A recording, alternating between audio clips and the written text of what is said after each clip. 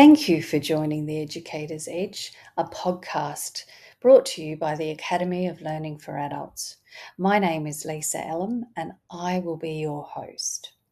At the Academy of Learning for Adults, we believe that teaching grown-ups well is both an art and a science, and that is what this podcast explores.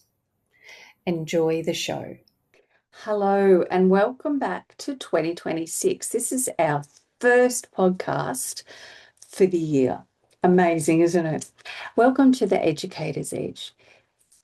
This episode is going to introduce you to some of the research that I undertook for my doctoral research, which was published in 2023. Might have been maybe 2024 it was published. I spent 5 years exploring what adult learners need. I didn't segregate learners to workplace, to university, to vocational education. I interviewed adults from all different sectors and all different ways of learning so that I could understand what an adult learner needs. So this episode number 1 for 2026, is called What Adult Learners Need and why this matters in 2026. So, hello and welcome to The Educator's Edge. This podcast is for people who teach adults, educators, trainers, nurses, lecturers, coaches, and we know deep down, anybody who's involved in adult learning at all, is that adult learning is more complex than one theory, than one method or one approach. In 2026, we are teaching into an unknown world. Our world is changing, evolving so quickly. This time has been called by experts as the second industrial revolution, and it's been continuing for a few years and it's escalating now. We see this with the advent of AI and how prevalent it is in our everyday lives.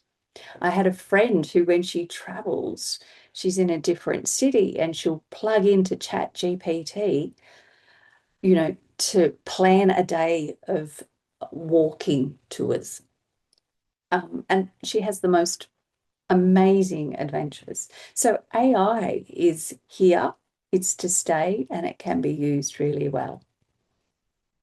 It's changing how we teach and how we learn and how we do assessments.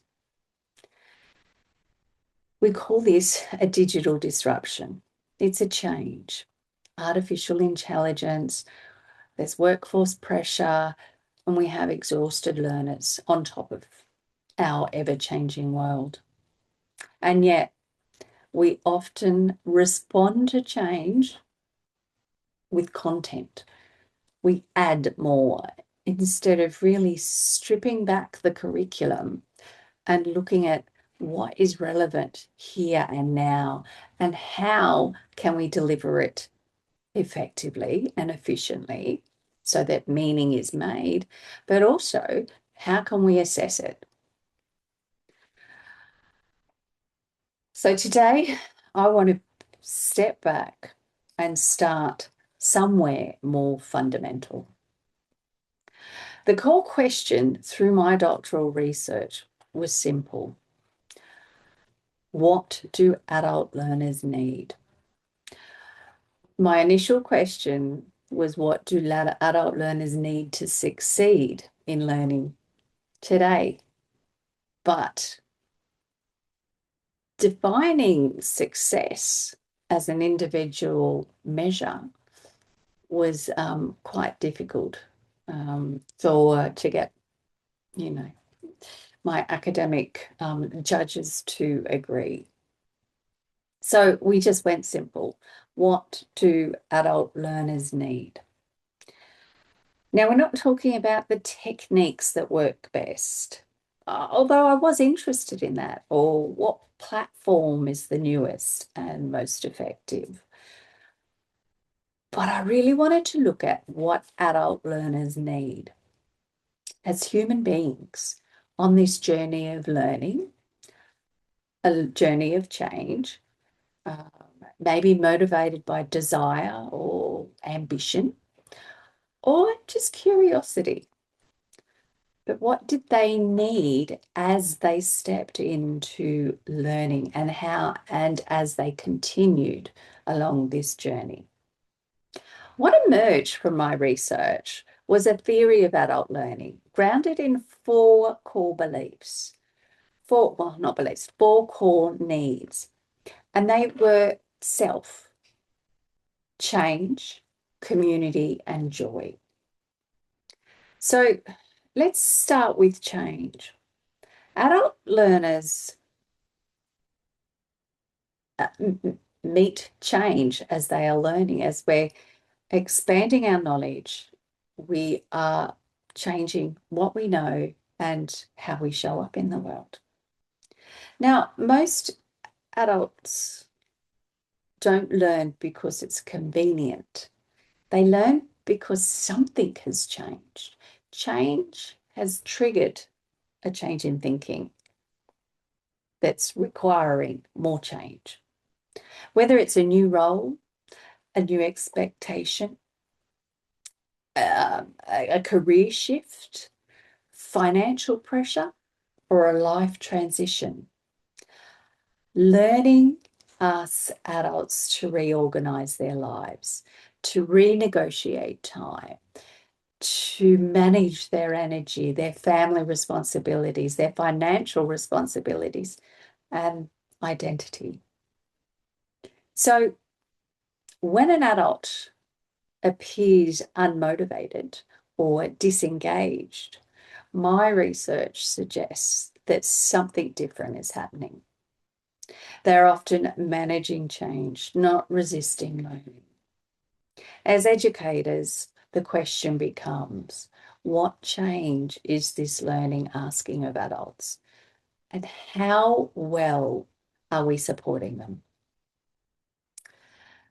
Now, the second need that I want to talk about is self. This became very evident very early on in my research, the learning need of self. What I found was that learning carries an emotional risk. This emotional risk will show up for adults as they question their capability. Can I complete this? Am I good enough? What if I don't pass? Adults, as you know, compare themselves to others. They worry about the assessment. They feel exposed when they don't immediately understand. We call this imposter syndrome. And we need to reframe imposter syndrome not as a flaw, but as a signal that learning is happening. In my research, adults spoke about learning as something that challenged not just what they knew, but who they believed themselves to be and where they fitted into the world. So, an educator's role isn't just to deliver content, especially if learning threatens the individual's identity and their confidence collapses. The educator's role is to design learning that protects and strengthens the learner's self of sense. How do they learn best? What is going on at home that we can manage, work around so that enough time is dedicated to learning? Can we build their confidence? Can we support them and and in making the learning decisions. And this leads into community, I guess. Once we know ourselves, well, not even once, as we're learning who we are, that happens in community. So one of the strongest findings in my research was this, is that adult learners need other adult learners. Relationships between the learners matter more than the relationship between the teacher and learner. That casual conversation. I didn't understand this. What do you think it means? Can you explain this to me in learner terms? Conversation, that casual interaction, that shared struggle. I am not alone. That peer validation. And it's almost, in my experience with adult learning, even this last week, seeing how adult learners, if given the chance, they really want to help. They want to teach other adult learners. Learning becomes possible when adults feel they are not alone. Community shouldn't be a bonus feature of learning. It's a core condition. And this becomes even more important as we move into this digital age. And yet, community is often the first thing that is sacrificed when time is tight or learning goes online. You know, are we worried they're going to cheat from each other? No, they're sharing knowledge and they're learning. Assessment is a learning process. We need to look at how we assess. And joy, misunderstood, the misunderstood power of joy in learning. Joy is often dismissed as fun or engagement, and yet the cognitive benefits of fun and engagement are not to be dismissed. Joy in adult learning is so deep. It shows up as a curiosity, a fascination, a sense of belonging, a pride in process. And it's how we make meaning. There are so many studies into happiness and the benefits of happiness and joy. And we've got to look at this research when we're looking at adult learning and designing education programs for adult learners. Happiness has to be a part of it. So, in a nutshell, there's a summary of my findings, 5 years research in trying to understand what adult learners need. The theory of adult learning essentially is that adults learn best when their needs for change, self, community, and joy are intentionally supported. Learning is discomfort. It's uncomfortable to learn. But at the end, when you've noticed your changes or along the way, as we notice that we've made progress, this needs to be celebrated intentionally.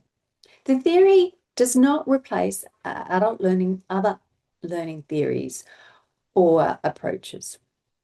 Instead, it helps us to understand the human experience of living as an adult across contexts, disciplines, and delivery modes.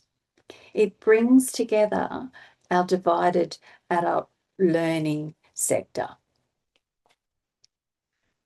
So, across 2026, this podcast will explore how this theory connects with other with what other teaching experts already know, from andragogy to heutagogy to transformative learning, neuroscience to digital pedagogy. We explore that not as competing ideas, but as different kinds of knowledge that educators must integrate with a professional judgment. This year is not about adding more strategies, more content. It's more about how to decide the ifs, the buts, what fits, when, and why. So, as we begin 2026 together, I'll leave you with one question. Which of the 4 learning needs, change, self, community, or joy, do your learners need most right now? Or do they need them all? Notice it, sit with it, and we'll build from there. Thank you for joining me for our first podcast for 2026.